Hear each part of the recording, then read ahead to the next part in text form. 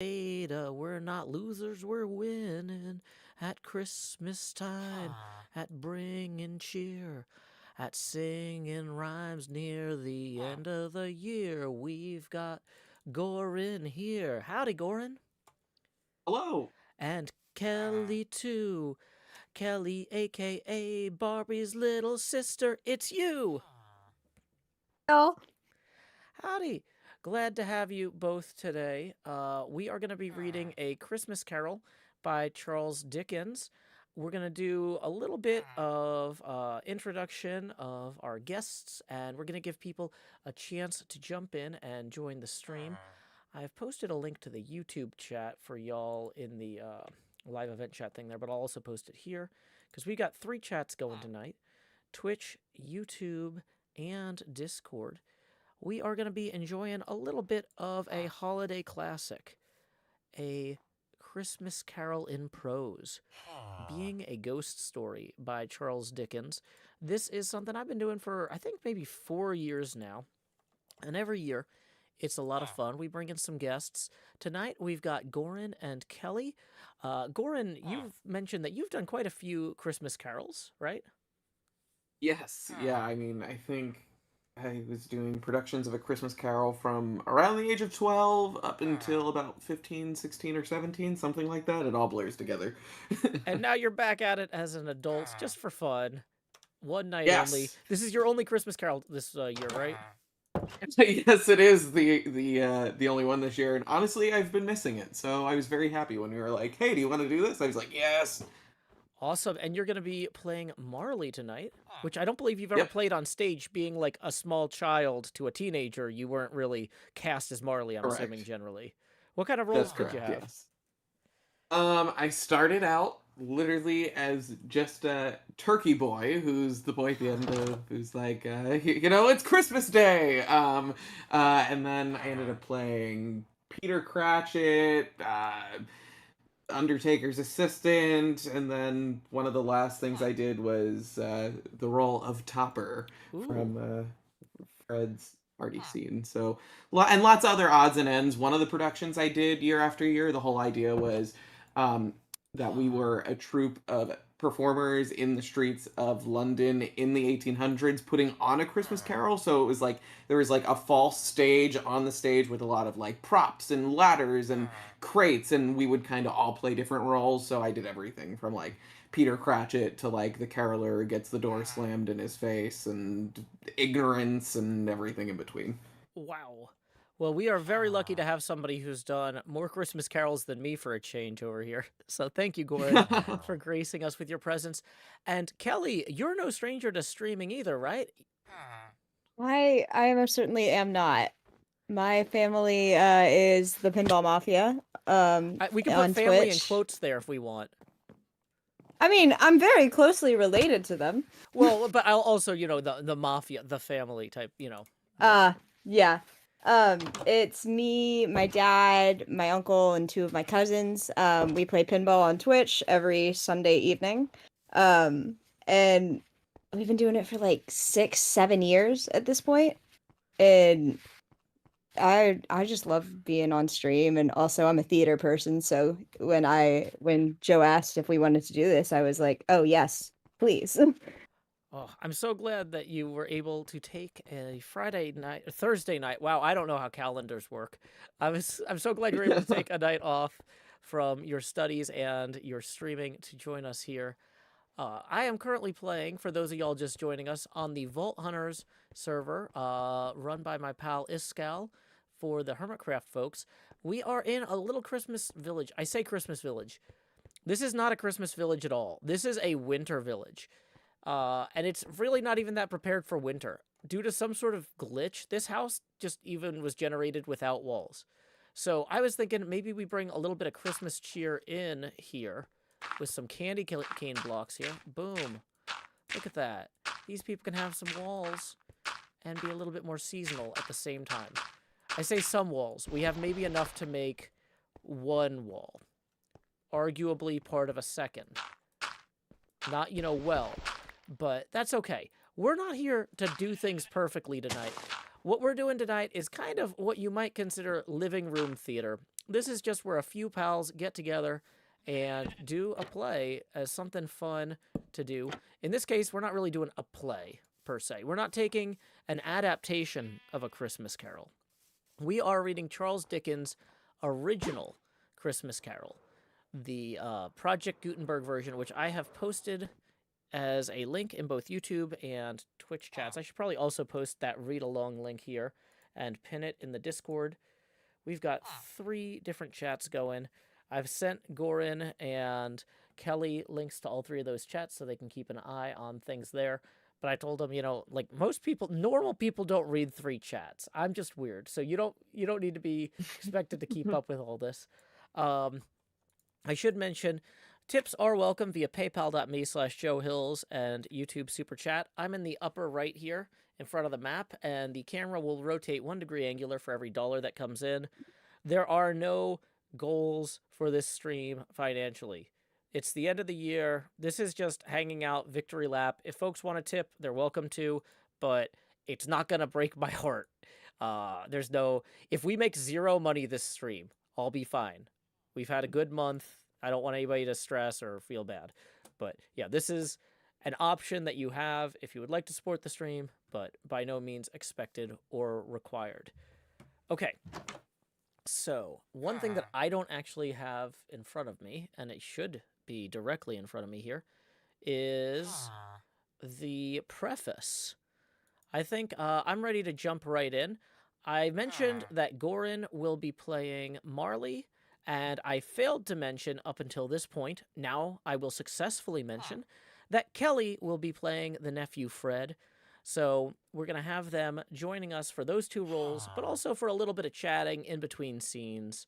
So should be a nice chill time. I was trying to find a good place to sit and look down at the little village from. Is this tree good? I don't know. It's fine. We don't have to have the perfect view of this not very Christmassy yet village. Maybe over the course of the next few days, we'll make it slightly more Christmassy each day. You can't even see the candy cane bits I added. That's a terrible angle then. I'm completely lost. It's fine. Nobody really needs any... You're doing great. I'm doing great. Yeah. Everything's fine. Everything is fine. Yeah. The world's still spinning. The world's still spinning. We're just going to go hang out on top of this tree and start our preface as the sun sets over the village here. Here we go. Let me get all that crazy overlay stuff down. And oh, it's back as soon as I alt-tab out. I love that. I love that about modded Minecraft. Okay.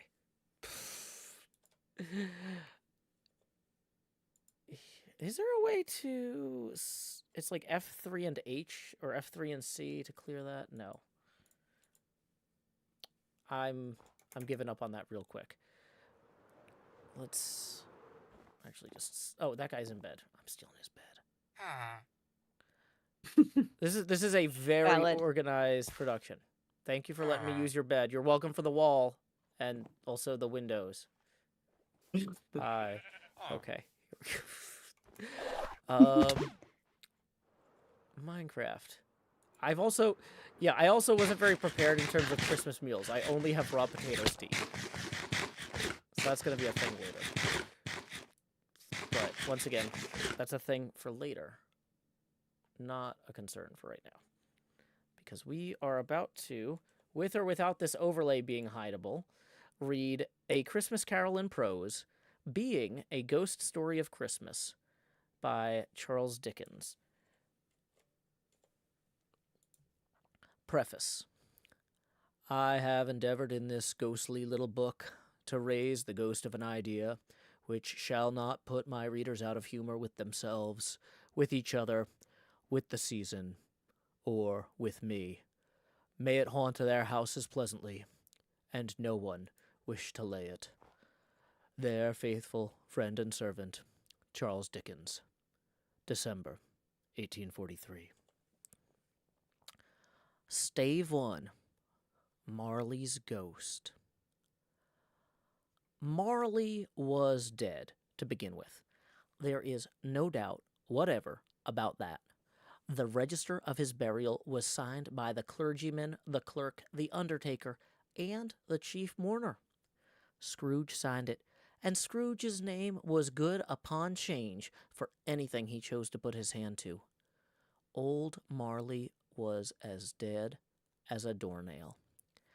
Mind, I don't mean to say that I know of my own knowledge what there is particularly dead about a doornail.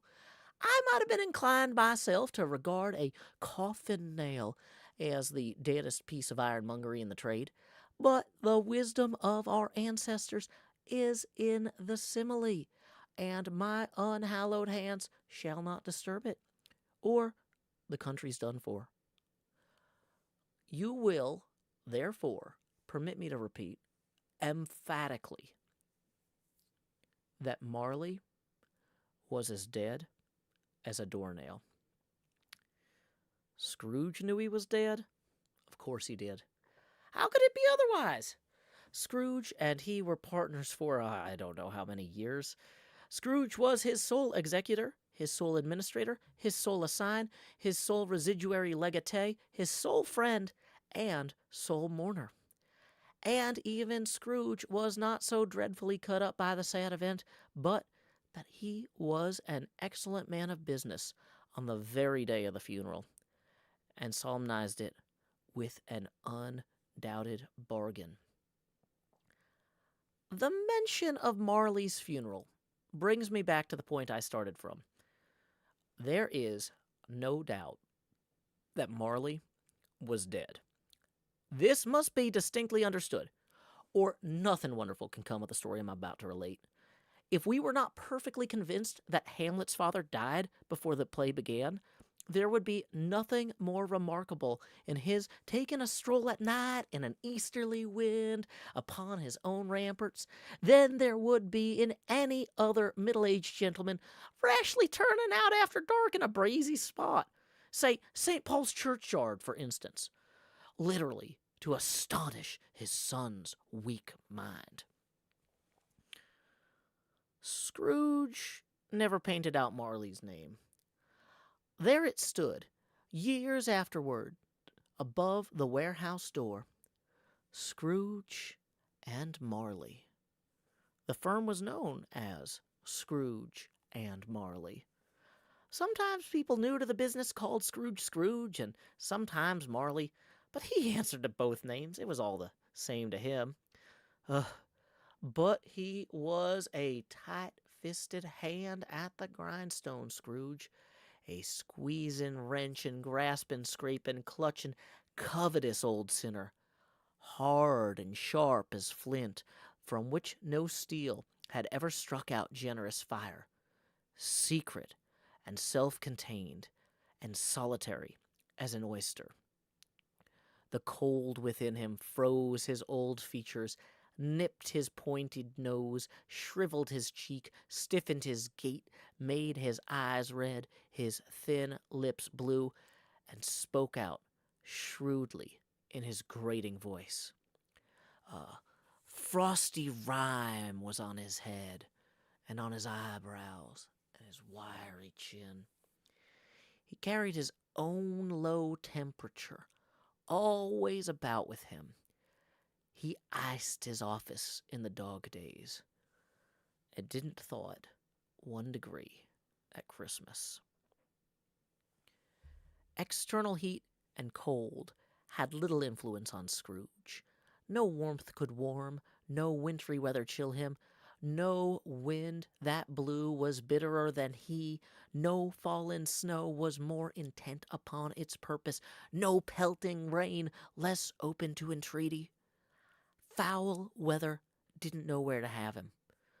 The heaviest rain and snow and hail and sleet could boast of the advantage of him in only one respect.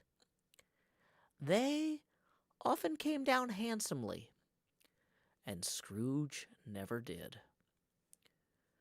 Nobody ever stopped him in the street to say, with gladsome looks, "My dear Scrooge, how are you? When will you come to see me?" No beggars implored him to bestow a trifle. No children asked him What it was o'clock, no man or woman ever once in all his life inquired the way to such and such a place of Scrooge. Even the blind men's dogs appeared to know him, and when they saw him coming on, would tug their owners into doorways and up courts, and then would wag their tails as though they said, "No eye at all is better than an evil eye, Dark Master." But what did Scrooge care? It was the very thing he liked. To edge his way along the crowded paths of life, warning all human sympathy to keep its distance, was what the knowing ones call nuts to Scrooge. Once upon a time, of all the good days in the year, on Christmas Eve, old Scrooge sat busy in his counting house. It was cold, bleak, biting weather, foggy withal, and he could hear the people in the court outside go wheezing up and down, beating their hands upon their breasts and stamping their feet upon the pavement stones to warm them.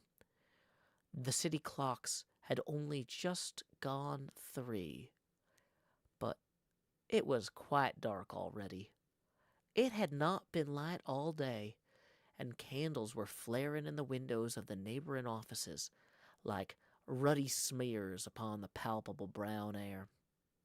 The fog came pouring in at every chink and keyhole, and was so dense without that although the court was of the narrowest, the houses opposite were mere phantoms. To see the dingy cloud come drooping down, obscuring everything, one might have thought that nature lived hard by and was brewing on a large scale. The door of Scrooge's counting house was open, that he might keep his eye upon his clerk, who, in a dismal little cell beyond, a sort of tank, was copying letters. Scrooge had a very small fire, but the clerk's fire was so very much smaller that it looked like one coal.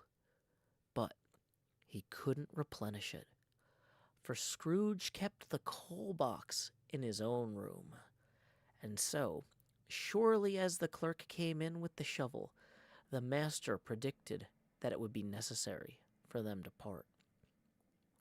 Wherefore the clerk put on his white comforter and tried to warm himself at the candle, in which effort, not being a man of strong imagination, he failed. A Merry Christmas, Uncle. God save you. Cried a cheerful voice. It was the voice of Scrooge's nephew, who came upon him so quickly that this was the first intimation he had of his approach. "Bah! Humbug!" He had so heated himself with rapid walking in the fog and frost, this nephew of Scrooge's, that he was all in a glow. His face was ruddy and handsome, his eyes sparkled, and his breath smoked again. Christmas a humbug, Uncle? Said Scrooge's nephew. You don't mean that, I'm sure. I do. Merry Christmas. What right do you have to be merry? What reason have you to be merry? You're poor enough. Come then, returned the nephew gaily. What right have you to be dismal? What right have you to be morose? You're rich enough. Scrooge, having no better answer ready on the spur of the moment, said, "Bah!" again, and followed up with, "Humbug." Don't be cross, Uncle. What else can I be when I live in such a world of fools as this? Merry Christmas! Out upon a Merry Christmas! What's Christmas time to you but a time for paying bills without money, a time for finding yourself a year older, but not an hour richer, a time for balancing your books and having every item in 'em through a round dozen of months presented dead against you. If I could work my will, every idiot who goes about with Merry Christmas on his lips should be boiled in his own pudding and buried with a stake of holly through his heart. He should, Uncle! pleaded the nephew. Nephew, returned the uncle sternly.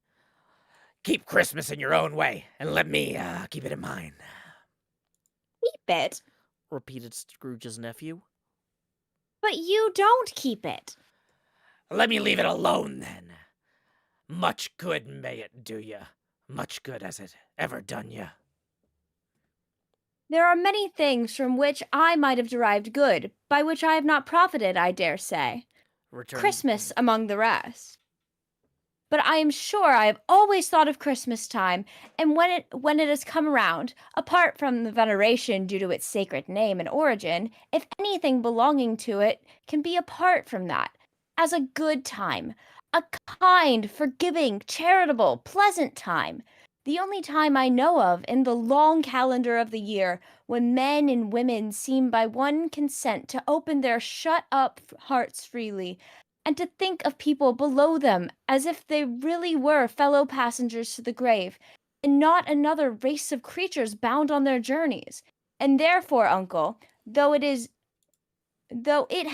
never put a scrap of gold or silver in my pocket, I believe that it has done me good, and will do me good, and I say, God bless it.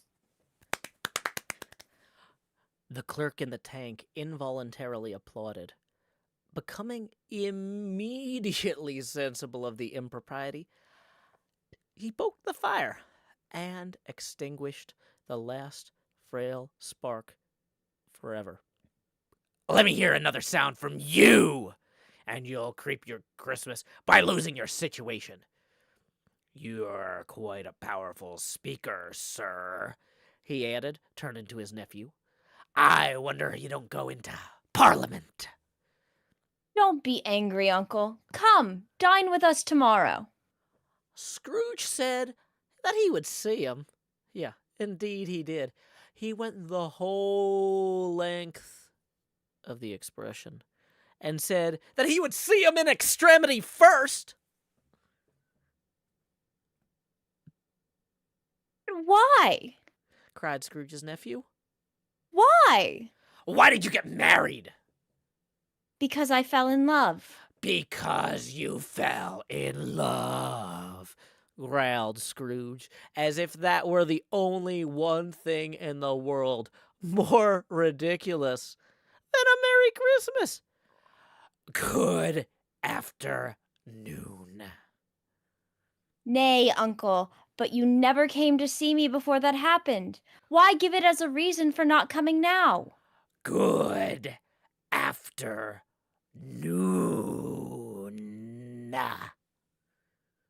I want nothing from you. I ask nothing of you. Why cannot we be friends? Good afternoon. I am sorry with all my heart to find you so resolute. We have never had any quarrel to which I have been a party, but I have made the trial in an homage to Christmas, and I'll keep my Christmas humor to the last. So, a Merry Christmas, Uncle. Good afternoon. And a Happy New Year. Good afternoon.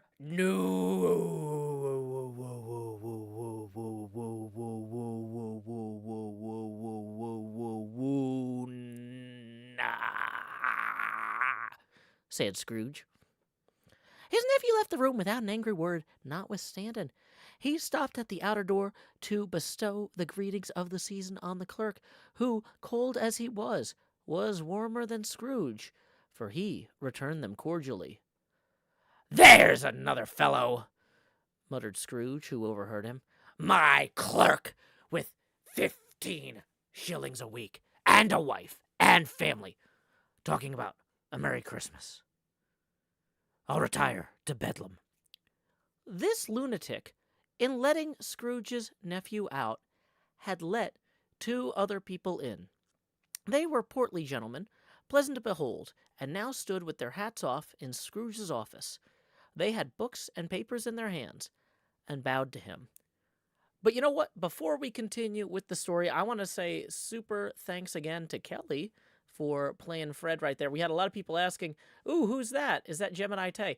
I didn't realize it, but you actually do sound a little bit like a very famous Minecraft streamer named Gemini Tay. I'm Although taking that as the largest it compliment. is a very good compliment. I Like, love her content.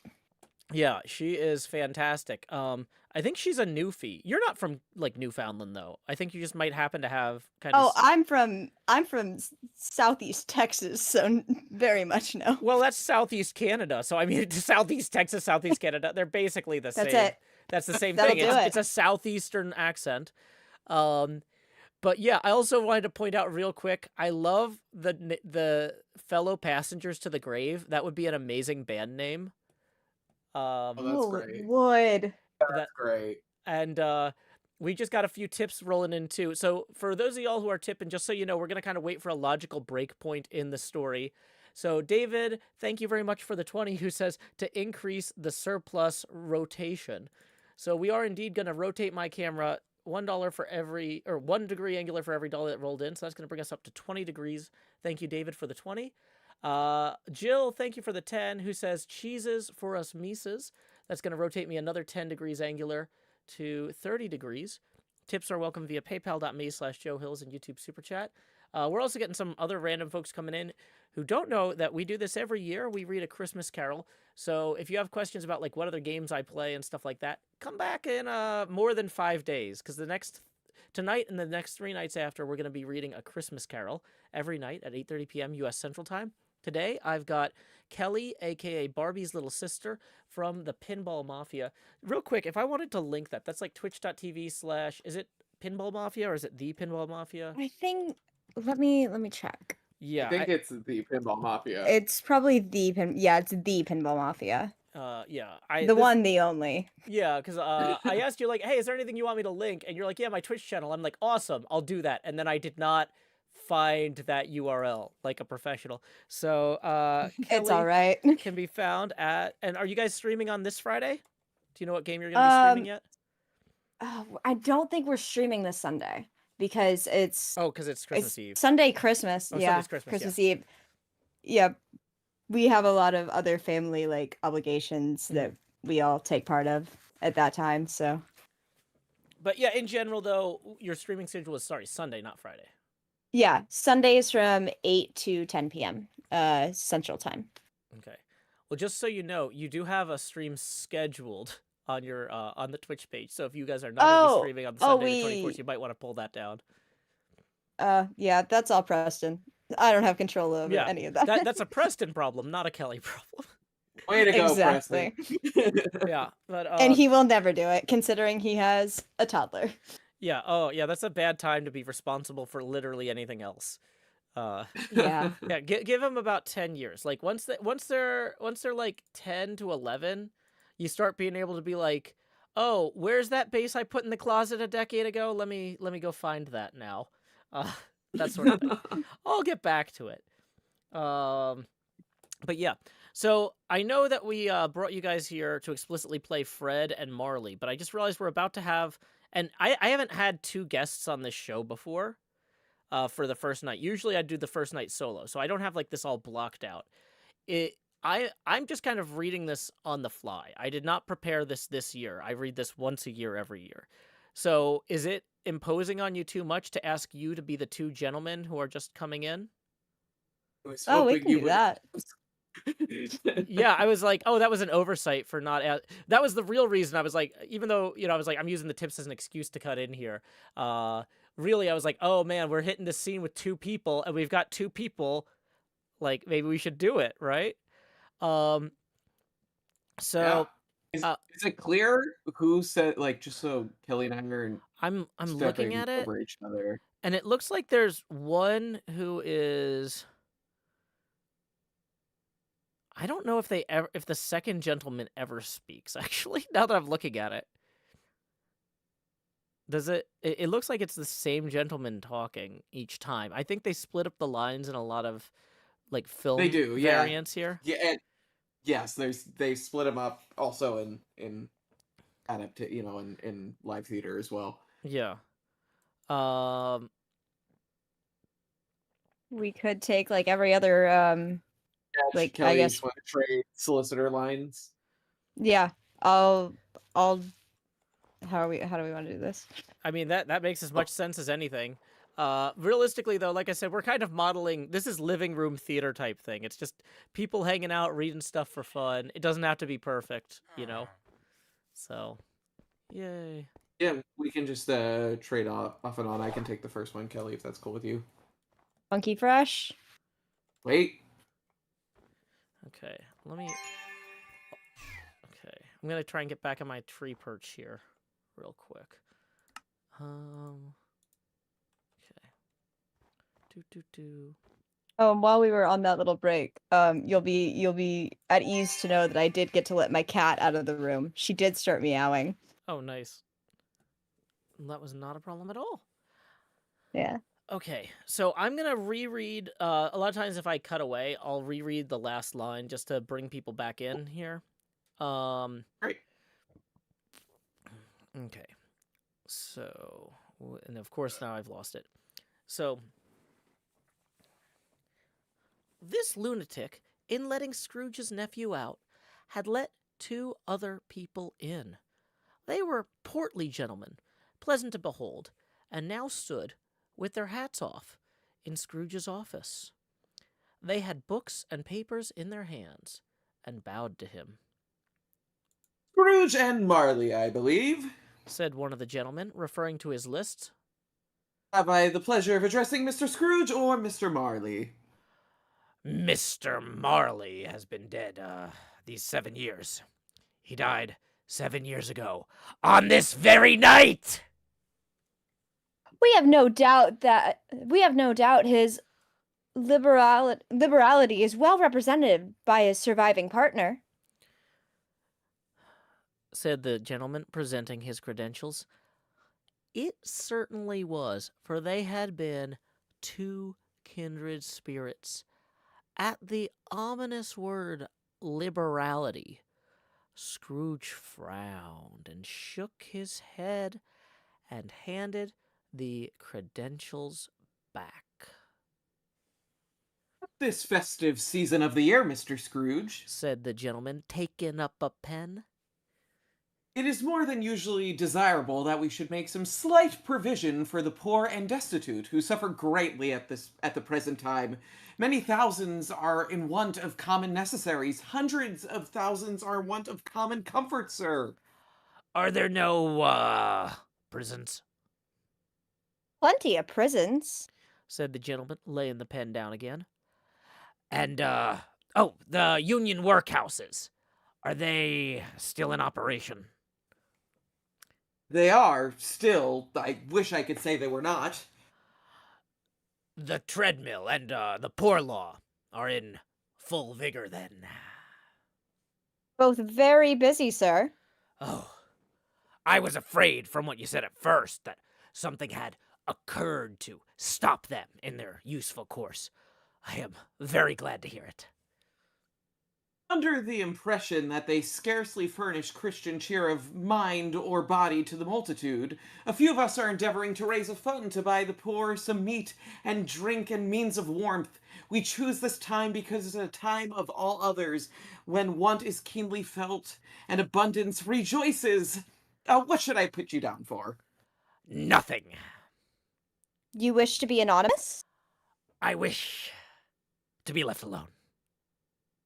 Since you ask me what I wish, gentlemen, this is my answer. I don't make merry myself at Christmas, and I can't afford to make idle people merry. I help to support the establishments I have mentioned.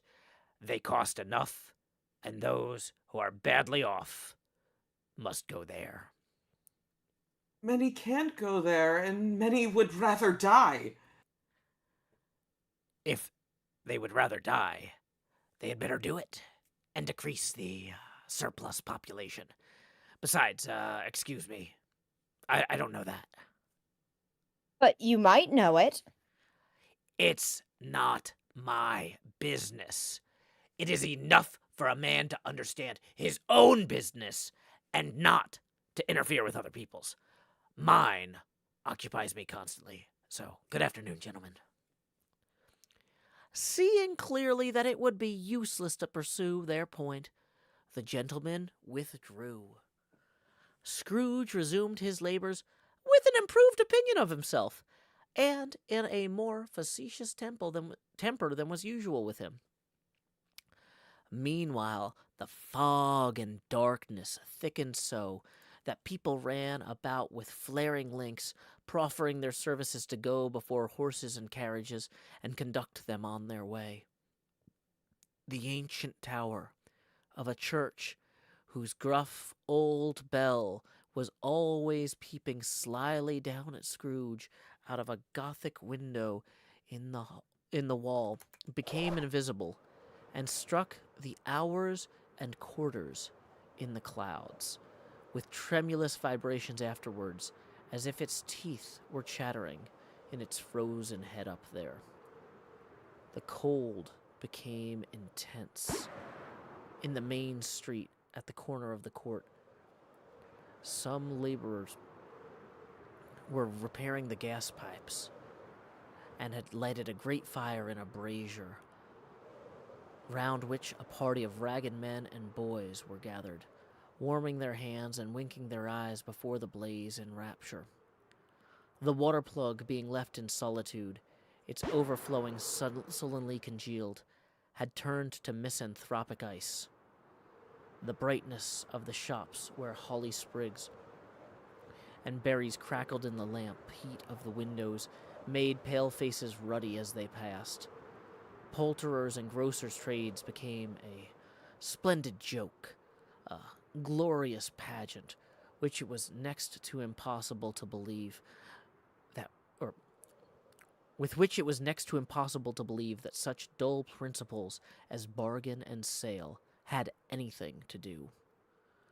The Lord Mayor, in the stronghold of the mighty mansion house, gave orders to his 50 cooks and butlers to keep Christmas as a Lord Mayor's household should, and even the little tailor, whom he had fined 5 shillings on the previous Monday for being drunk and bloodthirsty in the streets, stirred up tomorrow's pudding in his garret, while his lean wife and the baby sallied out to buy beef. Foggier yet, and colder, piercing, searching, biting cold. If the good Saint Dunstan had but nipped the evil spirit's nose with a touch of such weather as that, instead of using his familiar weapons, then indeed he would have roared to lusty purpose. The owner of one scant young nose, gnawed and mumbled by the hungry cold as bones are gnawed at by dogs, stooped down at Scrooge's keyhole to regale him with a Christmas carol. But at the first sound of "God bless ye, merry gentlemen, let nothing you dismay," Scrooge seized the ruler with such energy of action that the singer fled in terror, leaving the keyhole to the fog and even more congenial frost. At length the hour of shutting up the counting-house arrived. With an ill will, Scrooge dismounted from his stool and tacitly admitted the fact to the expectant clerk in the tank, who instantly snuffed his candle out and put on his hat. "You'll want all day tomorrow, I suppose." "If it's quite convenient, sir." "It's not convenient, and it's not fair. If I was to stop half a crown for it, you'd think yourself ill-used, I'll be bound." The clerk smiled faintly. "And yet, you don't think me ill-used when I pay a day wages for no work." The clerk observed that it was only once a year. "A poor excuse for picking a man's pocket every 25th of December," said Scrooge, buttoning his greatcoat to the chin. But, I suppose you must have the whole day. Be here all the earlier the next morning." The clerk promised that he would, and Scrooge walked out with a growl. The office was closed in a twinkling, and the clerk, with the long ends of his white comforter dangling below his waist, for he boasted no greatcoat, went down a slide on Cornhill at the end of a lane of boys 20 times in honor of it being Christmas Eve, and then ran home to Camden Town as fast as he could to play at Blind Man's Bluff. Scrooge took his melancholy dinner at his usual melancholy tavern, and, having read all the newspapers and beguiled the rest of the evening with his banker's book, went home to bed. He lived in chambers which had once belonged to his deceased partner.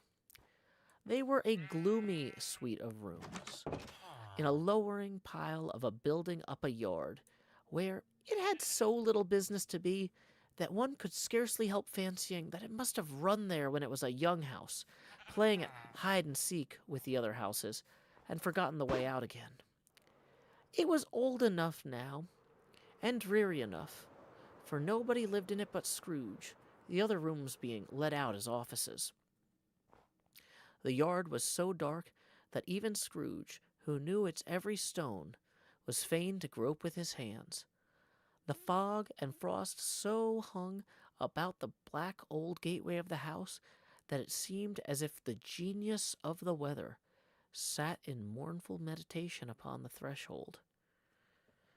Now, it is a fact that there was nothing at all particular about the knocker on the door, except that it was very large.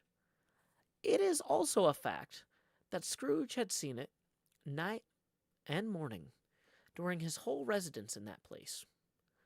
Also, that Scrooge had as little of what is called fancy about him as any man in the city of London, even including, which is a bold word, the corporation, alderman, and livery.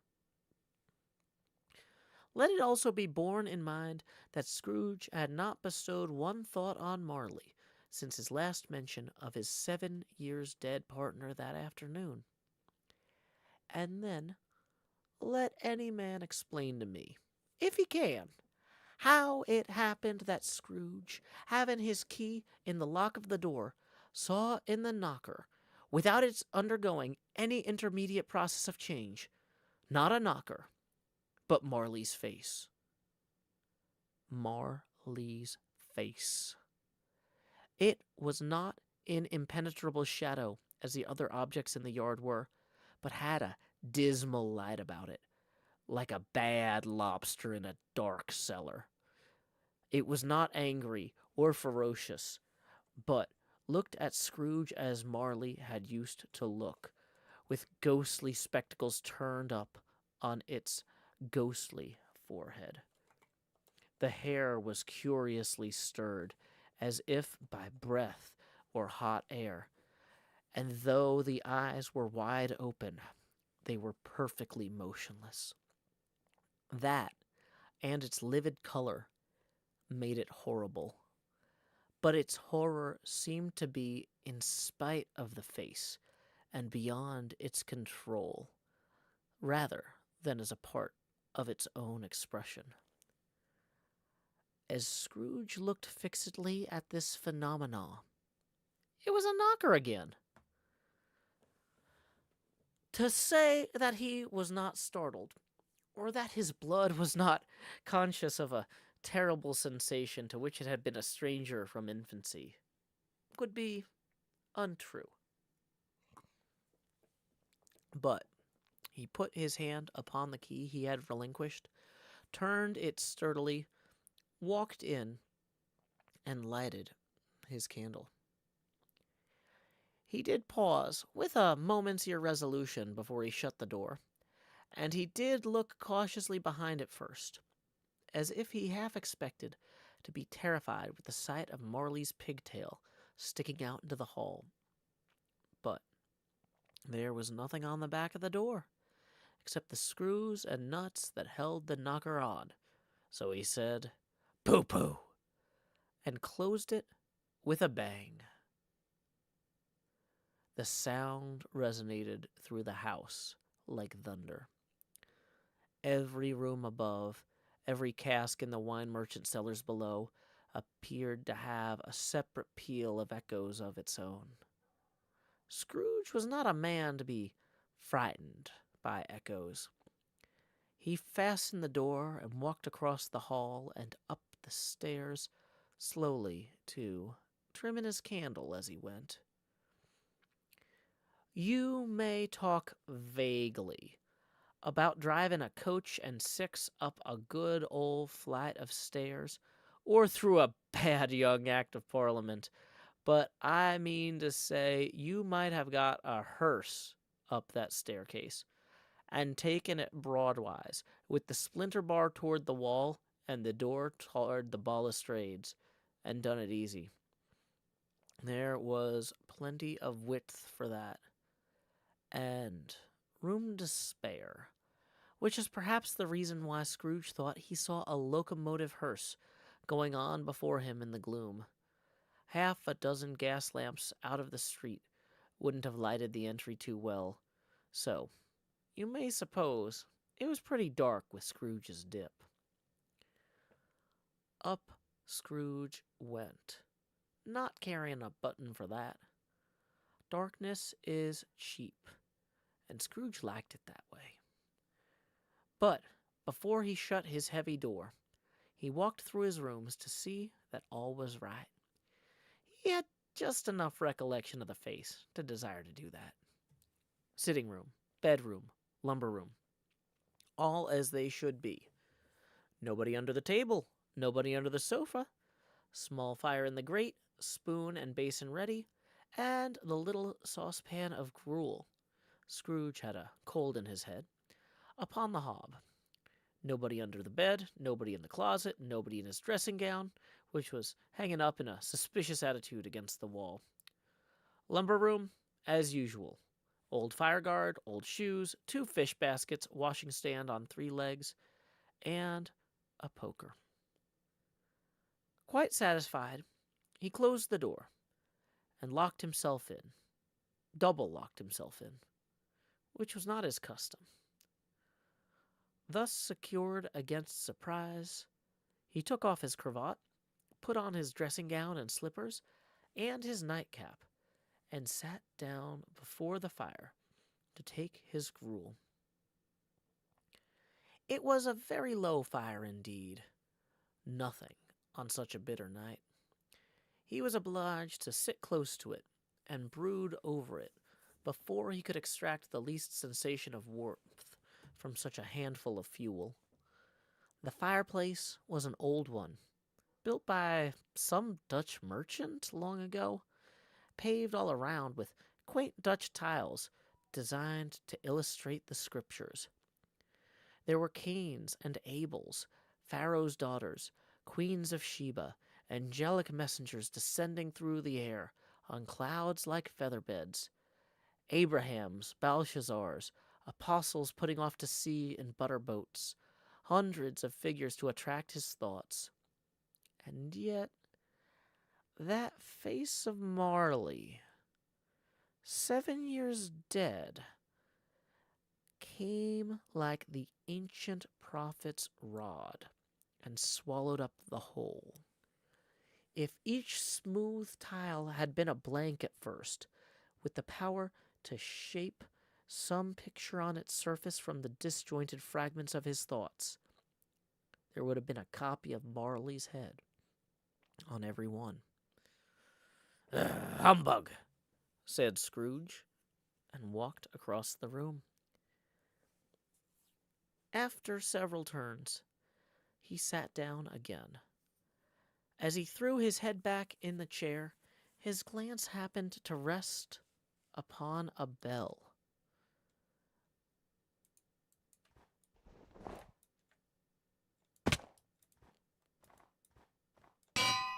A disused bell that hung in the room, and communicated for some purpose now forgotten, with a chamber in the highest story of the building. It was with great astonishment, and with a strange, inexplicable dread, that as he looked, he saw the bell began to swing. It It swung so softly in the outset that it scarcely made a sound. But soon, it rang out loudly, and so did every bell in the house.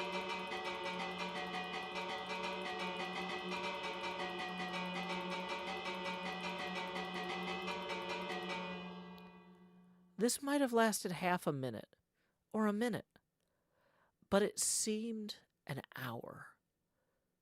The bells ceased as they had began, together. They were succeeded by a clanking noise, deep down below, as if someone were dragging a heavy chain over the casks in the wine merchant's cellar. Scrooge then remembered to have heard that ghosts in haunted houses were described as dragging chains.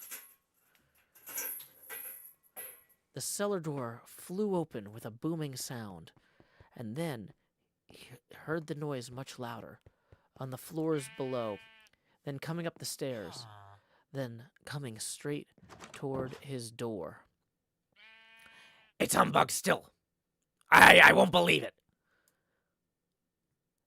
His color changed, though, when, without a pause, it came on through the heavy door and passed into the room before his eyes.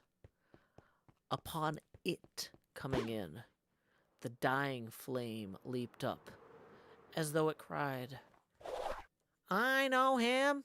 Molly's ghost!" and fell again. The same face. The very same.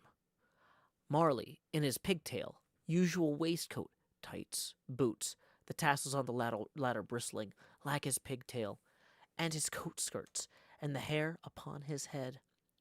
The chain he drew was clasped about his middle. It was long and wound about him like a tail, and it was made, for Scrooge observed it closely, of cash boxes, keys, padlocks, ledgers, deeds, and heavy purses wrought in steel.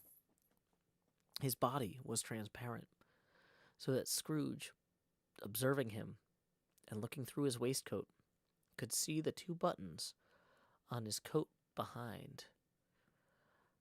Scrooge had often heard it said that Marley had no bowels, but he had never believed it until now. No, nor did he believe it even now. Though he looked the phantom through and through, and saw it standing before him, though he felt the chilling influence of its death-cold eyes, and marked the very texture of the folded kerchief bound about its head and chin, which wrapper he had not observed before, he was still incredulous, and fought against his senses. "How now?" said Scrooge, caustic and cold as ever. "What do you want with me?" Much. Marley's voice, no doubt about it. "Who are you?" Ask me who I was. "Who were you then? You're particular for a shade." He was gonna say to a shade, but substituted this as more appropriate. In life, I was your partner, Jacob Marley. Can you sit down?" asked Scrooge, looking doubtfully at him. I can. "Do it then." Scrooge asked the question because he didn't know whether a ghost so transparent might find himself in a condition to take a chair, and felt that in the event of its being impossible, it might involve the necessity of an embarrassing explanation. But the ghost sat down on the opposite side of the fireplace, as if he was quite used to it. You don't believe in me. "I don't." What evidence would you have of my reality beyond that of your senses? "I don't know." Why do you doubt your senses? "Because a little thing affects them. A slight disorder of the stomach makes them cheats. You may be an undigested bit of beef, a blot of mustard, a crumb of cheese, a fragment of a underdone potato. There's more of gravy than a grave about you, whatever you are. Scrooge was not much in the habit of cracking jokes, nor did he feel in his heart by any means waggish then. The truth is that he tried to be smart as a means of distracting his own attention and keeping down his terror, for the specter's voice disturbed the very marrow in his bones. To sit staring at those fixed, glazed eyes in silence for a moment would play, Scrooge felt, the very deuce with him. There was something awful, too, in this specter's being provided with an infernal atmosphere of its own. Scrooge could not feel it himself, but it was clearly the case, for though the ghost sat perfectly motionless, its hair and skirts and tassels were still agitated as by the hot vapor from an oven. "You see this toothpick?"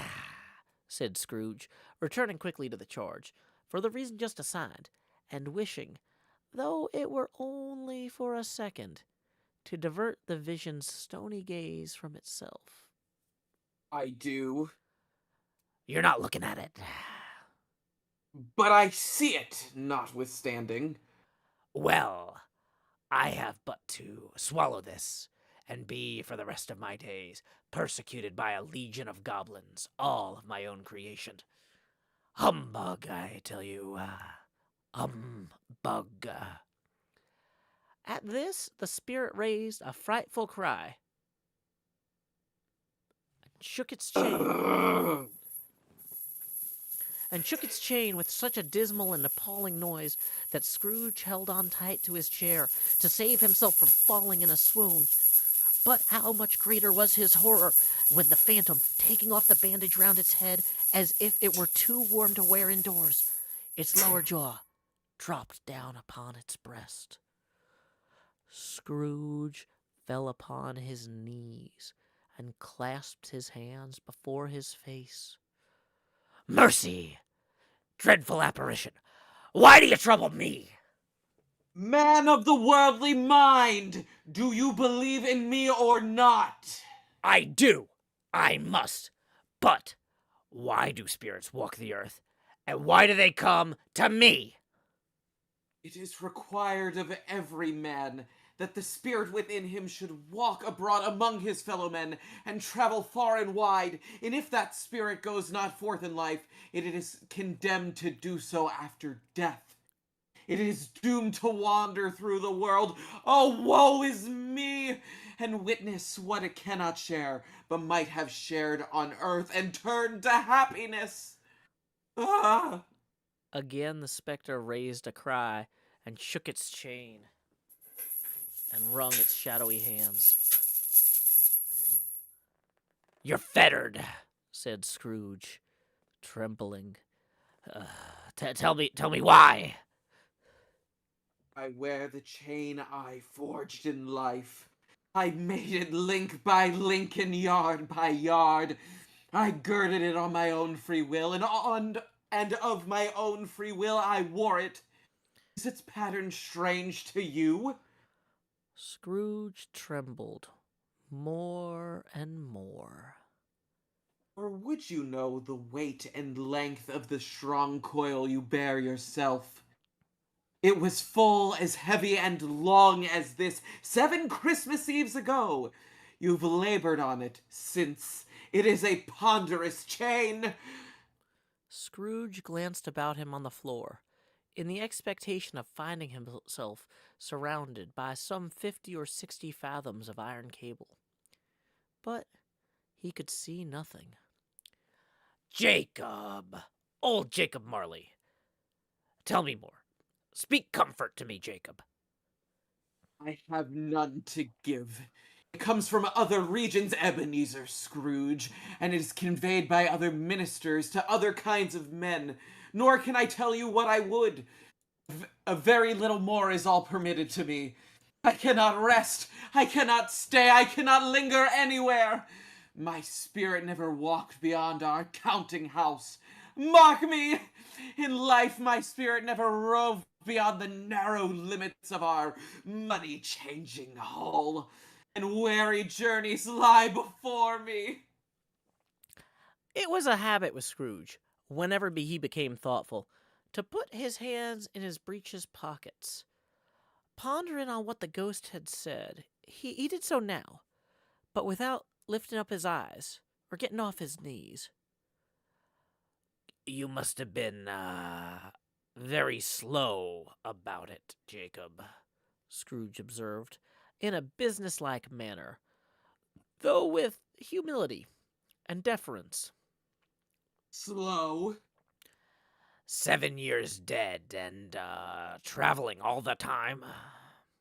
The whole time. No rest. No peace. Incessant torture of remorse. You, travel fast? On the wings of the wind. You might have got over a great quantity of ground in 7 years.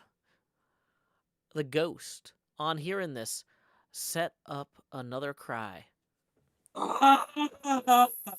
and clanked its chain so hideously in the dead silence of the night that the ward would have been justified in indicting it for a nuisance. Oh, captive, bound and double ironed, not to know that ages of incessant labor by immortal creatures, for this earth must pass into eternity before the good of which it is susceptible is all developed. Not to know that any Christian spirit working kindly in its little sphere, whatever it may be, will find its mortal life too short for its vast means of usefulness. Not to know that no space of regret can make amends for one's life's opportunity misused. Yet such was I, oh, such was I. But you were always a good man of business, Jacob, faltered Scrooge, who now began to apply this to himself. Business? Mankind was my business. The common welfare was my business. Charity, mercy, forbearance, and benevolence were all my business. The dealings of my trade were but a drop of water in the comprehensive ocean of my business. It held up its chain at arm's length, as if that were the cause of all its unavailing grief, and flung it heavily upon the ground again. This time of the rolling year, I suffer most.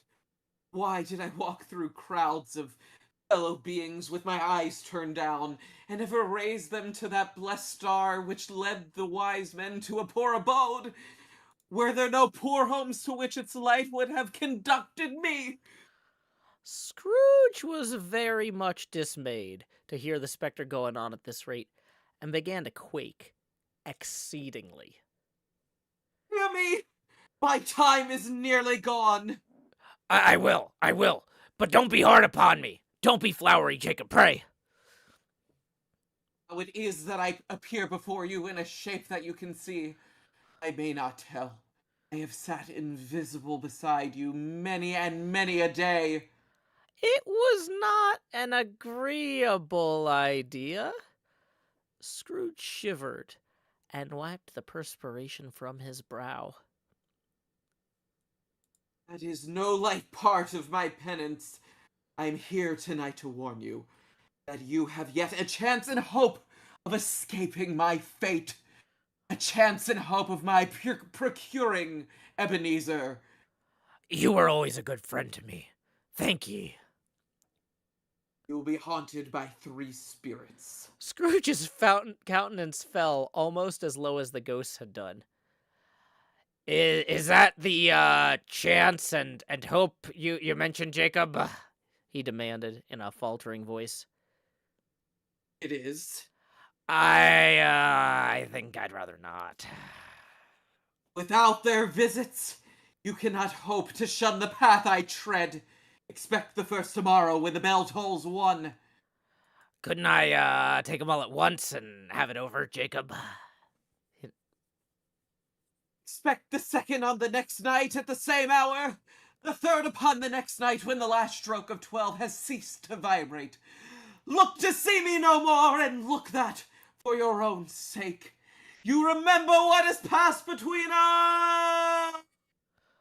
When it had said these words, the spectre took its wrapper from the table and bound it round its head as before. Scrooge knew this by the very smart sound its teeth made when the jaws were brought together by the bandage. He ventured to raise his eyes again and found his supernatural visitor confronting him in an erect attitude, with its chain wound over and about its arm.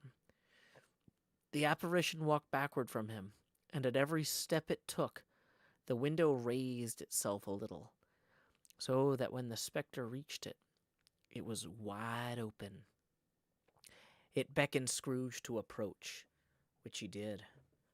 When they were within 2 paces of each other, Marley's ghost held up its hand, warning him to come no nearer.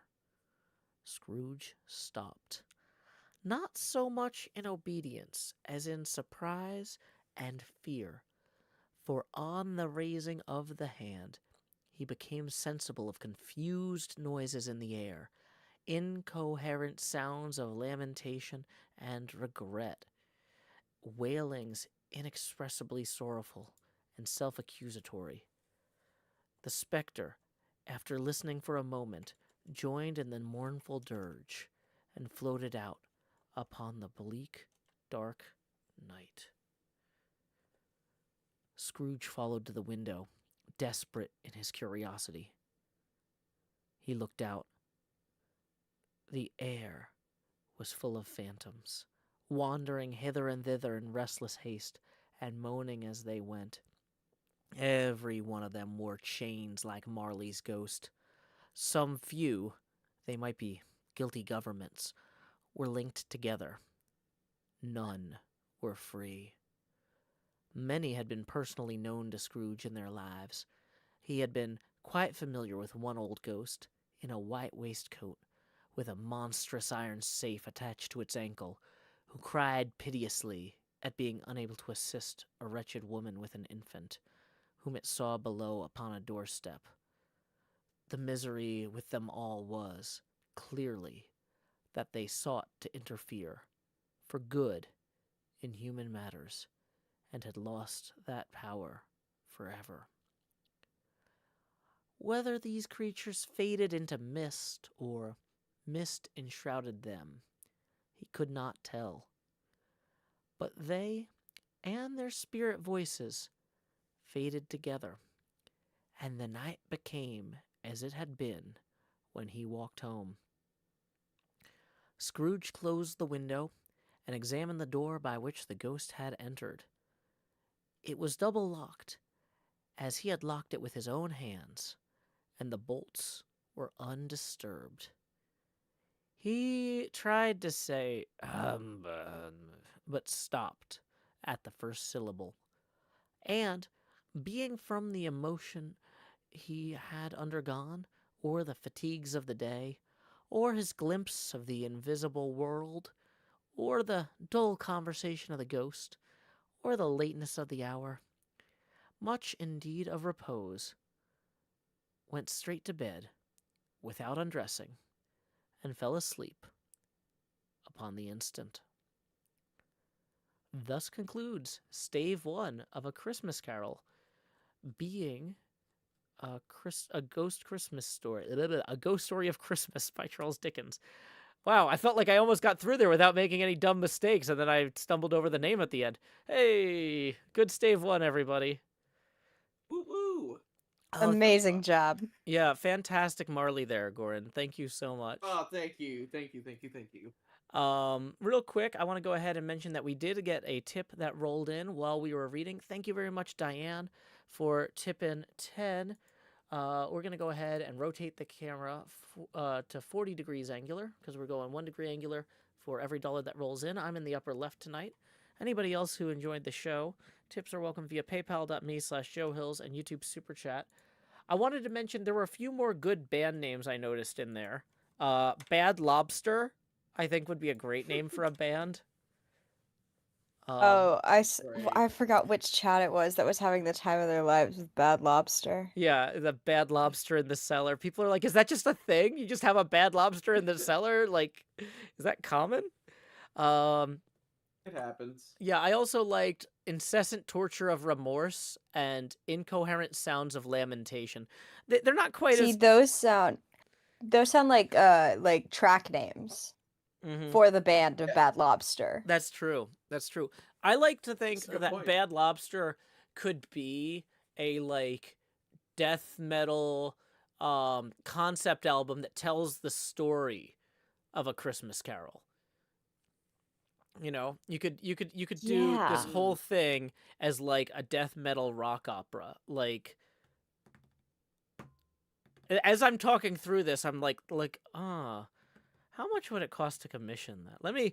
I've got until next Christmas. let me get on that. You can find an artist on Tumblr who will like draw the concept art for you. Yeah, well, and also like my sister produces music, and so a lot of times I'll come with an idea and be like, okay, Ooh. how much is this? And then I'll get a quote for like X hundreds of dollars per song. So doing a whole album of this would be very expensive, but it's an interesting idea. But yeah, Ageless Sorka says I joined the stream near the start of Marley's Ghost. What I heard was excellent. Meg Song says fabulous Marley. Thank you guests. I'm so glad that y'all are having a fun time tonight.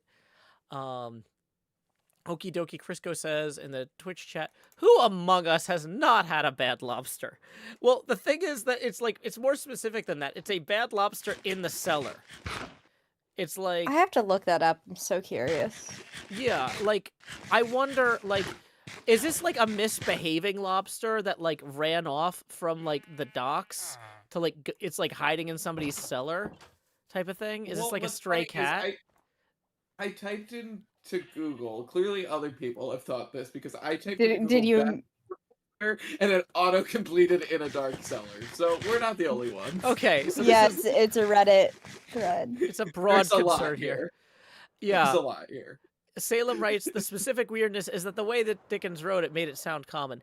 Yeah, I really, like, this is the original text that's in the public domain, and I feel like it's worth revisiting original texts like this or Dracula every so often, just because there's a lot of stuff in the originals that they just can't quite fit in the other adaptations. I don't think in any of the Christmas carols. I wonder if at any point in the background of a Muppet Christmas Carol there's a bad lobster in a cellar. That seems like the sort of joke they would throw in, like cut, as they're panning through London, you see down the cellar steps a lobster, but I don't remember seeing that, It has to do with the bacterial bioluminescence, which has been known for quite a long time. It is reported often for rotting shrimp. And yeah. So that's okay, so that's really smart writing then, because it says but had a dismal light about it, like a bad lobster in a dark cellar. So basically the cellar's pitch black and there's just kind of this little glow, this faint glow. So that's a really interesting way of putting it. Thank you, Reddit. Yay. We did it. Also, I realized that YouTube maybe couldn't hear the bell from the screen share when I was hitting the bell earlier in game. I could not, and then I toggled back. I was like, "What's going on?" And then I was like, "Oh, the bell. Got it." Oh, Yeah. I can hear it. Yeah, because that's a Discord setting, but by default, I think the stream would have been muted for you. Yeah, I think it was muted for me. Yeah. But yeah, I was like, oh, I realized I should have talked to you up front, Gordon. I didn't ask if you had your own chains. So I just was like, I kind of gave it a second, and then when I didn't hear any, I was like, did not. Okay. I did not have my own chains. I thought about it. I did think about it, but I did not have my own chains. Yeah, these chains, I'm really hard to buy gifts for because I don't like I constantly think like I'm gonna be moving in the next 6 months, whether I am or not. Like I'm always like, oh, I don't want any more stuff because I'm gonna have to pack it and carry it, and You're gonna have to pack it one day, so yeah, I'm like a Might perennial. as well have it. Yeah, I'm a perennial renter who's always stuck living places I don't want to live. I'm like, this is a local maxima. Like, I looked at a lot of places and this was the best one that suits our needs right now, but not our wants. You know what I mean? Uh, sure. and so Yeah. I'm always like, I don't want stuff.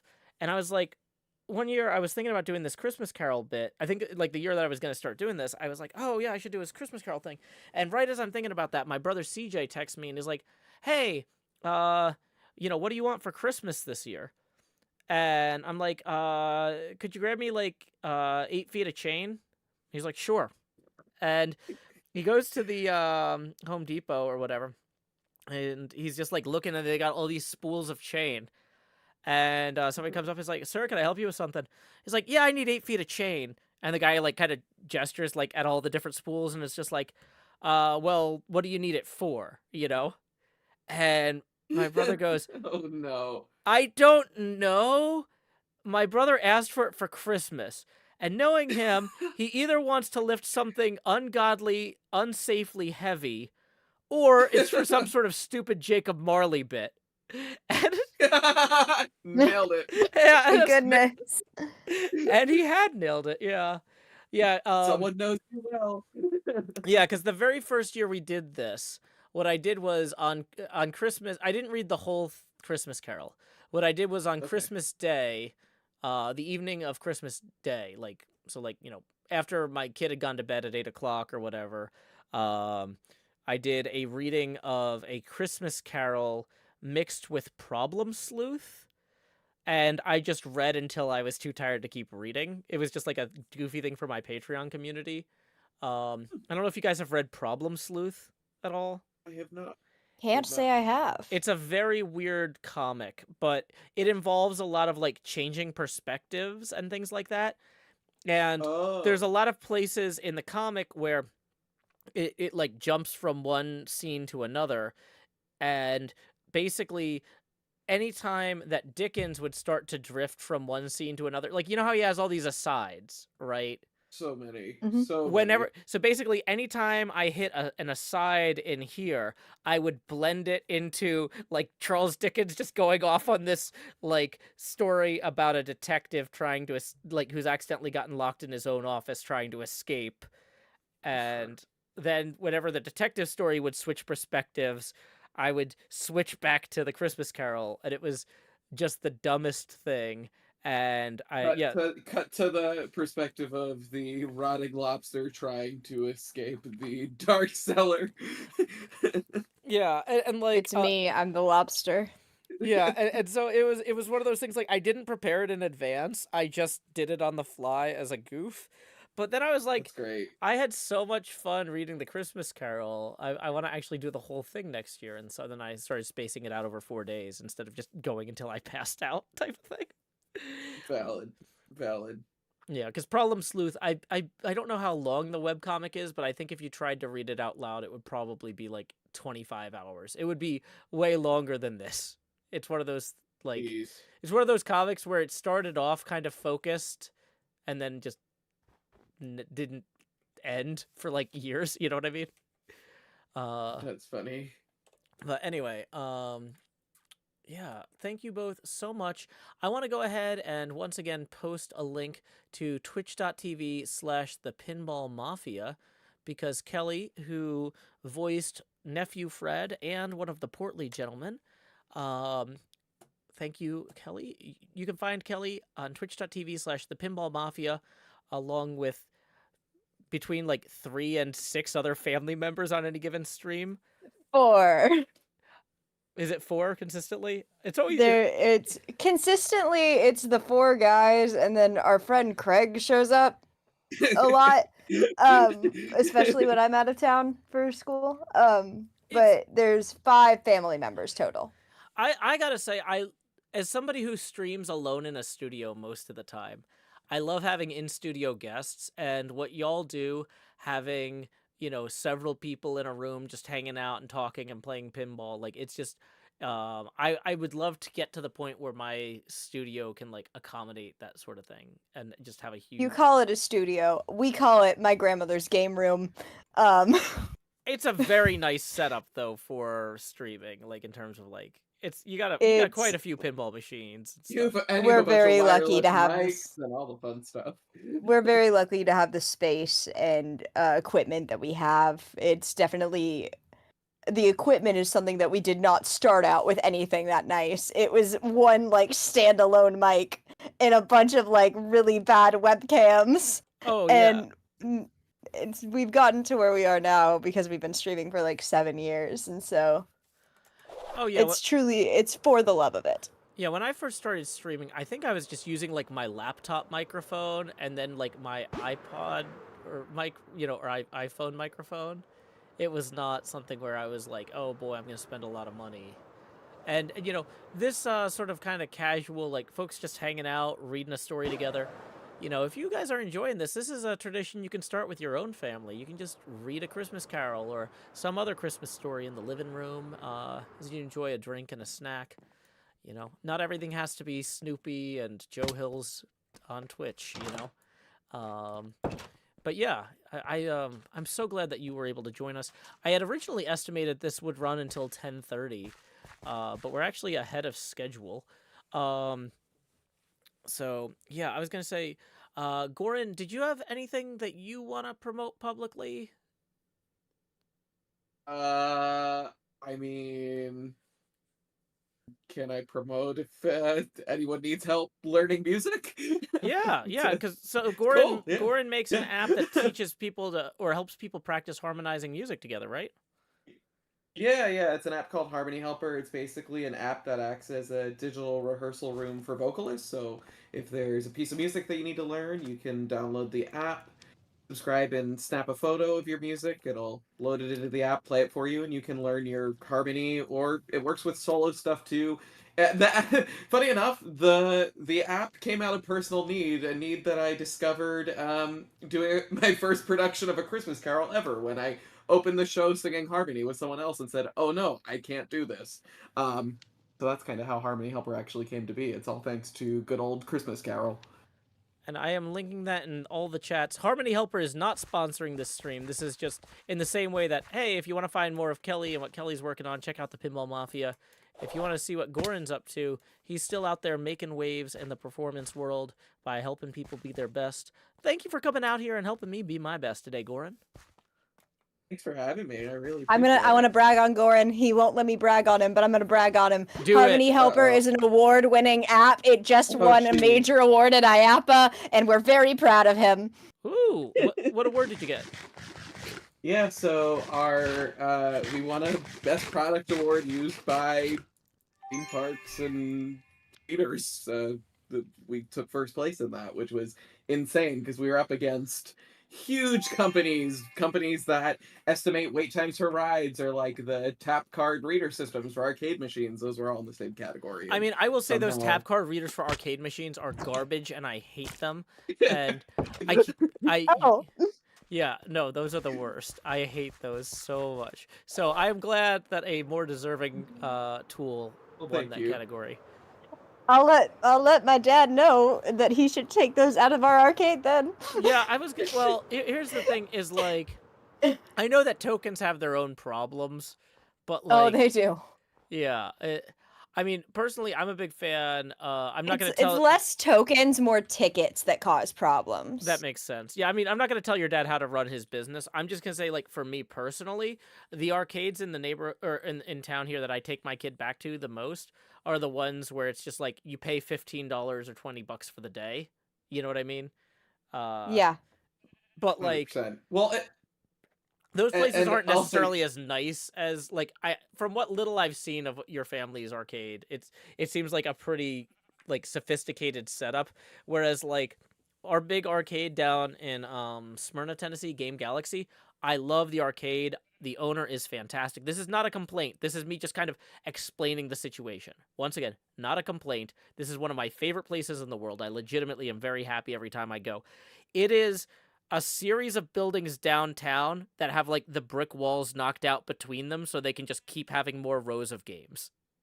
It is. Oh, that's incredible. It's just like, yeah. And so you walk in and you think it's gonna be like one building, and then it's just buildings. I love buildings that are just giant warehouses, basically. Yeah, yeah. But that's That's the thing though, fun. is it's not like a giant warehouse. It's like this entire like downtown block of storefronts has just been converted into like one continuous arcade, by busting That's holes in Yeah. the cool. walls between them.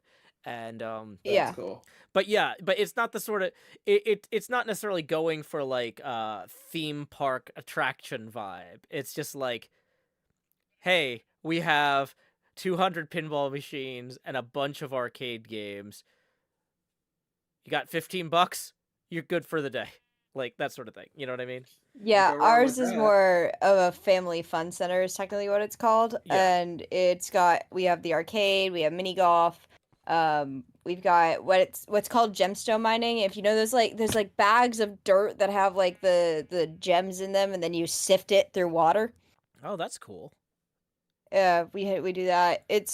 We host birthday parties. I think we just got our beer and wine license, so we can Ooh. serve that Okay. now, which is really cool. But yeah, they've been doing it. They've had the arcade since I was like 1 or 2, basically. So I grew up in an arcade and playing pinball there and at my grandparents' house. Well, I And was what's interested in attending until I heard about this tap card thing, but then you brought me back in with the beer and wine license. So, hey, Oh, yeah, hey, and it's great. to be fair, Kelly, I don't even so Kelly's dad and uncle come to IAPA, and I think they were looking at getting rid of the current tap card readers they have and switching over to a better brand. So, Oh, thank God. I'm so sorry. I there you didn't go. say that. I have just never had a good experience with those. It's like all I want to do is give you money so I can play a game. That's Valid. like Yeah. The thing is just let me about do it. having tickets and tokens is that continuously tickets get shredded. So Mhm. you have to buy more tickets as the vendor, Mhm. and the machines will like jam getting tickets out, or the shredder will jam getting tickets in. It's just a continuous mess. Mhm. And so having the card system is a lot like cleaner and more efficient from the vendor perspective. Oh, yeah, yeah. I've heard that those cards can be used to track tickets. Okay. I'm more Yeah, the fine with tickets that typically from an go straight to your ecological card. standpoint. Like, it's just like what frustrates me is when I'm trying to start a game and like the thing won't read, because the ones I was using in East Tennessee were like they weren't actually tap cards, they were like magnetic swipes, and like 50% of the magnetic swipe readers were just broken in the pinball machines. Like this was, in fairness, like the worst arcade I've ever been to in terms of like there were pinball machines that just had like rubber bands broken in them. Like Classic. if they gave me a key, I could open the glass and swap that out in 5 minutes. Like, Yeah. and it's kind of one of those things, like, I'm supposed to be on vacation, so I don't want to be like, hey, guys, can I do some basic repairs on a bunch of your machines? But, like, also, clearly no one else is doing it. So, I don't know. Maybe those readers were particularly worse because everything there was particularly worse, but I don't know. It all has to do with like upkeep of the games, and I know that my dad and my uncle are very like on top of it. They love what they do for a living. So Oh, and that's such a huge deal because, like, I'm very fortunate. Thank you for giving me a chance to. That's a great opening. I'm really fortunate to be able to have a job where I love what I do too, and like a lot of other jobs, if they were like, Joe, do you want to do some work at 8:30 at night, the 4 days leading up to Christmas? I'd be like, no, I'm out. Yeah. Peace. You're not paying me enough to make me show up on these days. Like, I mean, that's one of the nice things about being underpaid at like a lot of the jobs I was at companies or like nonprofits where they were like knowingly underpaying me. And so like whenever they would ask me to do stuff like that, I'd be like, nope, this is an example of, when I say you're not paying me enough, you'd have to pay somebody a lot more who'd be willing to agree to that, and I'm not going to agree to it. I'm out. Fire me if you want, but I know you can't replace me at this price. Bye. Like it's one of those Happy holidays, slams Yeah. door. Yeah, it's one of those things like, you're not paying me enough to pretend I'm not being underpaid. Like, you know, That's so great. so it's one of those things like, this is a two-sided sword. Let's double edge it, you know? Um, so yeah, but like with this job, like, what do I want, you know, like getting to hang out with you guys, especially because like it's so hard to schedule a time. Like during the pandemic, you guys, viewers might not know this, but like Goran and Kelly and I would hang out in VR a lot. We would do what what was that game that Mini Scott? golf. Yeah, we'd do mini golf, but then also Scott Denisi had that he would do VR those, chat? yeah, the VR chat chat? tours Oh, where we go through all God. those weird worlds. What a time. Yeah. Yeah, so we Truly a played, time. yeah, we played a lot of walkabout golf, and then we also Goran would sometimes organize like movie viewing parties in that theater game. I forget what that was. Yeah, big screen, which Big I'm screen. planning on Big doing screen. I'm planning on doing a Christmas Carol Goes Wrong viewing sometime soon. The follow up to Peter Pan Goes Wrong. Oh, yeah, yeah. Ah. That Peter Pan Goes Wrong was hilarious. Thank you again for That Kelly and I introducing me to that. met for the We first saw time it live in New person. York. Oh yeah, you guys For the mentioned first that. time and saw it live in New York. Yep. Yeah, I sent you that photo. Yes. Yeah, we messaged. I remember. Yeah, because you were talking about Yeah. Hook. You were yelling at him. Oh, Yes, yeah, totally I was. love this story. Yeah, There's tell a it. part there's a part in there's a part in just Peter Pan generally Mhm. where Captain Hook goes to poison Peter Pan after he's like kidnapped all the Lost Boys or something like that. Mhm. And the thing is with the Goes Wrong shows is that it's gonna go wrong. And so Captain Hook is holding the bottle with one hand, and then he tries to open the bottle, but he has a hook for a hand, and it doesn't work out. And he spends about 5 minutes trying to open this bottle, and everyone is just heckling him from the audience, and it's incredible. And we're in, I think, the second row at this point. Mhm. And so that happens, and finally he gets that one bottle open. I think it's the medicine bottle, and then he tries to open the poison bottle, except for the same thing happens again, and he has to struggle for another 5 minutes. And we're heckling him again, and it's really funny. And I am in the second row, and what did I say? Need a Goran? hand? Need a hand? No, use your other hand. Oh yeah, something like that. Yep. Yeah. Yes, Yeah, use your I was other like- hand or like take off the hook or something ridiculous. Oh, was it take off the hook? It was something Yeah. like that. And Yeah. I was like, he's just gonna be like, yeah, and then go right back to what he was doing. And he was like, take the hook off. Take the hook off. Well, if you're so smart, why don't you open it? And then he walked over and he handed me the bottle. Nice. And I got And then to they make a kept show calling out it- of They kept calling back to it like through different parts of the show too, of like, you ruined the show. It was great. Yeah, he got the audience to boo me. At one point Peter Pan said like, who would poison me? And then Tinkerbell pointed at me. It was incredible. That sounds great. It was so much fun. Yeah. That one. He's whenever we stage doored and I got my playbill signed, I think I just picked up the Something Rotten playbill, not the Peter Pan Goes Wrong one. What did he Thanks for the say? hand, right? Thanks for the hand. It was it thanks for the hand? I think it was thanks Yeah, I he think signed so. it. Yeah, thanks for the hand. Nice. Yep. It was so great. Oh, that sounds amazing. If you was guys get so the much fun. chance, my fiance and I went up to Stratford and we saw Goblin Macbeth. Okay. It's Oh my goodness. it's really weird. It's a 3-man show of Macbeth where 2 of the goblins play almost every role. Like the basic premise is they're like, a lot of you have heard about goblins from J.R.R. Tolkien. And he's a jerk who doesn't know anything about goblins. We're cultured. We can do Macbeth. Look, check this out. And it's basically, so 2 of the actors are playing like half the roles each. And then the third one, who's also dressed as a goblin, is just he's got this whole table full of musical instruments. And he's like this super talented polymath musician who's jumping between all these instruments and all these different Foley sound effect things. And then he also plays Fleance, because like the only scenes where you absolutely need 3 people are ones that Fleance is in for some reason, so they let him be Fleance.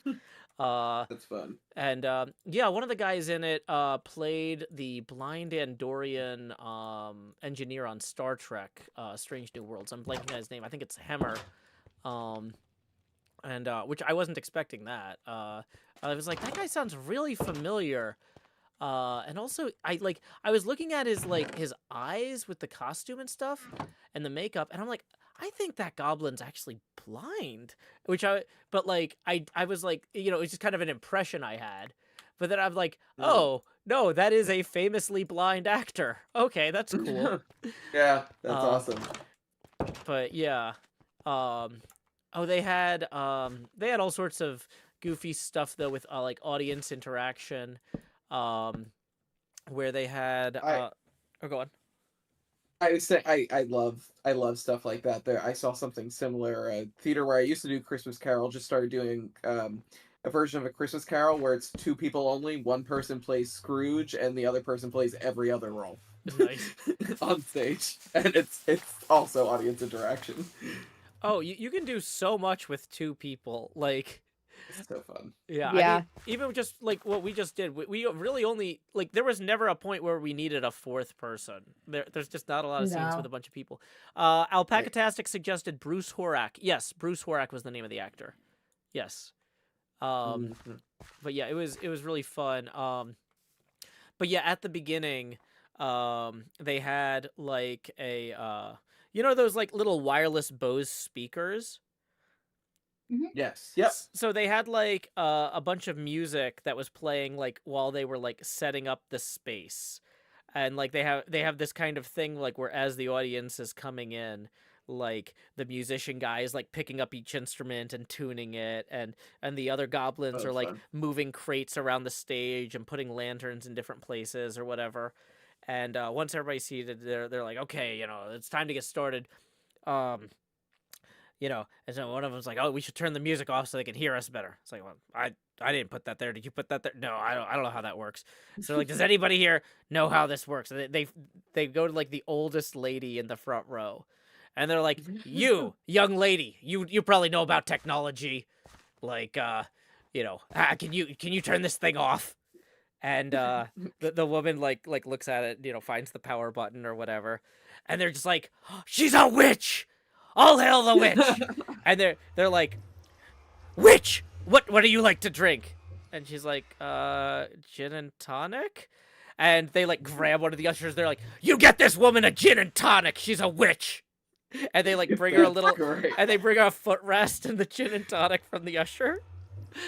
And A That's footrest is wonderful. incredible. yeah, and then That's wonderful. And then anytime they're giving audience instructions, like throughout the play, they turn to her and go, "But not you. You can do whatever you want." Oh, beautiful. And it was just like, oh, this is fun. There was that's one so- point in the Peter Pan Goes Wrong, where something humiliating happened to one actor. And then Yep. he comes back on stage later and he's like, "I can't go out. The woman in the second row was laughing at me." And he was referring to my mother.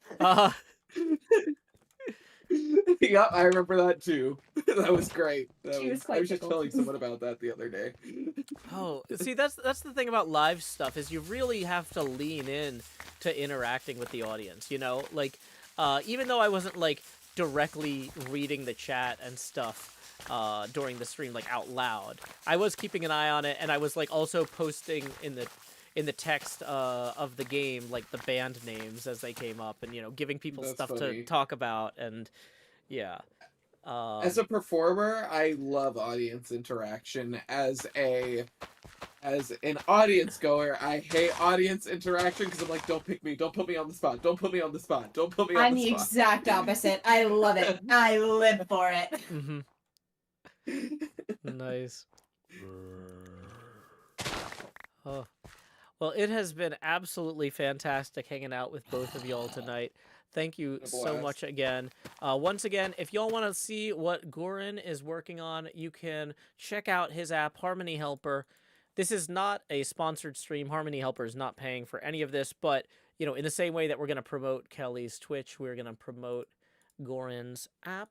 If you want to check out Thank you. Kelly, Kelly and her family stream from their grandmother's game room at the Pinball Mafia, twitch.tv/the Pinball Mafia. You said that was what your studio was called, right? It's just very funny to hear someone else say it. Well, I mean, if you called it Studio 60 on the Sunset Strip and then I repeated that, We jokingly refer to it as Mafia HQ because it's so ridiculous. Well, there you go. And they're coming at you every Sunday night from Mafia HQ, although this week we've got Christmas coming up, so probably not this week, but keep an eye on them. Make sure to follow them on Twitch and keep an eye out for Kelly. Tomorrow night, we're going to have my fiance, Badger Spanner, joining me to read Stave 2 of A Christmas Carol. Badger will be the ghost of Christmas Past. On Wednesday, we will have Mr. Hardluck reading the part of the Ghost of Christmas Present. Should be a lot of fun. And then I will be closing out the Christmas Carol with Stave 4 on Christmas Eve. 8:30 U.S. Central Time every night. Hope some of y'all will come back and join us. Rin Silas, thank you so much for the raid. We are just wrapping up our stream, though. But thank you, Rin. We are just reading A Christmas Carol, and I was telling folks to come back tomorrow night at 8:30 U.S. Central Time for Stave 2. So if y'all enjoy A Christmas Carol, like by Charles Dickens, we are reading the original Project Gutenberg text, 1/4 of the book at a time for the next 3 nights. We just finished Stave 1. Okay, Goran and Kelly, any final words that you want to share with the audience? Thank Thanks you for for letting having us me. come on. This Oh. was fun. This was fun, and you know, I keep saying, like, when I have more free time, we should hang out more. In theory, once I get past, like, this immigration stuff and my fiance can move here and we can get married and stuff, like, we will have the ability to do more, like, hangout streams and stuff like that. It'd be fun to have both of us in studio and the two of you on mic, and maybe we'll find something else to read. Doesn't have to be A Christmas Carol, but yeah, maybe. That'd be a blast. Yeah, that might That would be be sometime this great. summer or something. We'll figure it out. But yeah, I'm I'd in. love to have you guys back on the show. Yes. Yeah. That would be awesome. Awesome. So I need to go find someone to raid right now. I'm just gonna check and see if anybody from Nashville is streaming, because I suspect, yeah, there it is. Live from Nashville, Tennessee is Broken Diode. They are streaming a pinball tournament live from Eastside Bowl that I didn't realize was tonight, or I would not have scheduled this tonight. But my sister Quinn is among the... Oh, I guess it's a 4 strikes tournament. So I was going to say Quinn is among the last people with 2 strikes, but there's several people with 3 strikes that are in there too. So it looks like they're down to the top, like, 16 people left. So you might see my sister Quinn playing pinball live from Nashville at twitch.tv/brokendiode. Our raid message when you get over there is, howdy y'all, Joe Hills raid here. Until next time, y'all, this is Joe Hills from Nashville, Tennessee. Thanks again, Kelly and Goran, for joining us. Keep adventuring. And I am going to click raid and stop stream.